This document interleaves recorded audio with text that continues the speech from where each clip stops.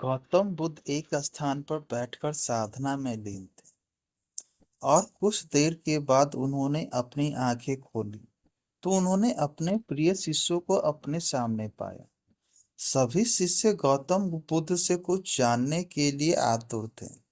तभी एक शिष्य ने आगे बढ़कर कहा, हम जानना चाहते हैं कि उपदेशों का वास्तविक मूल्य क्या होता है। शिष्यों को संबोधित करते हुए गौतम बुद्ध बोले कि यह आवश्यक नहीं कि कोई भी साधु संत पूर्ण व्याख्या करके ही उपदेश दे, बल्कि वह किसी भी कार्य अथवा इशारे द्वारा भी उपदेश का महत्व समझा सकता है। और इसी विषय में मैं तुम्हें एक कहानी सुनाता हूँ। ध्यान से सुनो।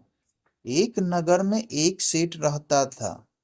उसके पास अपार धन संपदा थी और उसका व्यापार दूर दूर तक फैला था। एक दिन एक साधु उसके दरवाजे पर भिक्षा मांगने आया। तभी सेठ ने उसे भिक्षा दी और वह साधु जाने लगा। तो सेठ ने उसे रोककर कहा, महाराज, मुझे कुछ उपदेश तो देते जाए। साधु ने सेठ की तरफ देखा और बोला, हफ्ते भर बाद जब वापस आऊंगा तब उपदेश दूंगा।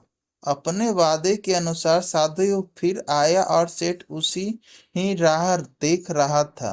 सेठ ने उसे देने के लिए तरह तरह के पकवान तैयार कर रखे थे। साधु ने उसके आगे अपना कमंडल रख दिया, लेकिन सेठ जैसे ही कुछ पकवान डालने लगा तभी उसका हाथ वहीं के वहीं रुक गया। सेठ बोला, महाराज, इसमें तो कूड़ा है। तो साधु ने प्रश्न भरी निगाह से उसकी तरफ देखा।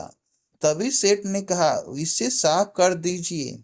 साधु उसे साफ कर दिया। सेठ ने उसमें खाने की चीजें डाल दी।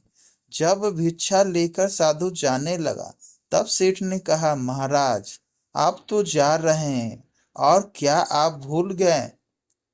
क्या आज आपने मुझे उपदेश देने का वचन दिया था? साधु बोला, क्या तुम्हें उपदेश नहीं मिला?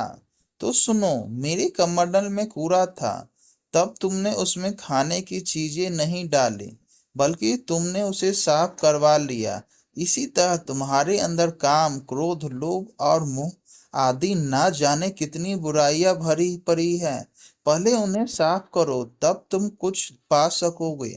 सेठ को साधु के उपदेश का महत्व समझ आया और उसने उसे अपने जीवन में ढालने का निर्णय लिया।